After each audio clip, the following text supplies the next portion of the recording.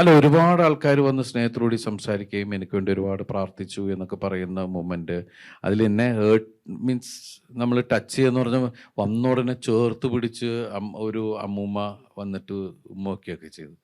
Means അതൊക്കെ നമുക്ക് എന്താ വെച്ചാൽ ഈ നേരെ കണ്ടിട്ടില്ല, ഒന്നുമില്ല, എന്നെ സ്ക്രീനിലൂടെ മാത്രം കണ്ട് നമ്മളോടുള്ള സ്നേഹം, നമുക്ക് വേണ്ടി പ്രാർത്ഥിക്കുന്ന ഒരുപാട് ആളുകൾ, ഇതെല്ലാം നമ്മൾ ചെയ്ത കഥാപാത്രങ്ങളിലൂടെ നമ്മളെ കണ്ട് ഇഷ്ടപ്പെട്ടിട്ട് ഇല്ലേ നമ്മുടെ ഒരു സിനിമ വന്ന സമയത്ത്. ഇപ്പം എന്നെ സംബന്ധിച്ച് ഞാൻ ഇത്രയും കാലം അഭിനയിച്ചാൽ ഏറ്റവും കൂടുതൽ ഇനീഷ്യൽ വന്ന് എടുത്തു പറയേണ്ട പടങ്ങളിലൊന്നാണ് ബബ്ബബ്ബ.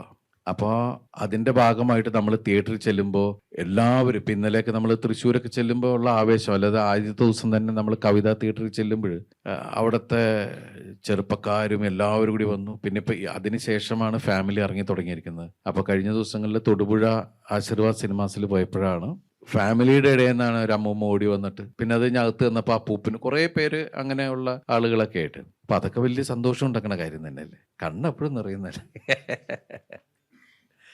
അതൊക്കെ വലിയ സന്തോഷം ഉണ്ടാക്കുന്ന കണ്ണറിയലാണ്. നമ്മുടെ കൂടെ നമ്മളെ സ്നേഹിക്കുന്ന ഒരുപാട് ആളുകൾ നിൽക്കുന്നു എന്ന് പറയുന്ന വലിയ കാര്യം.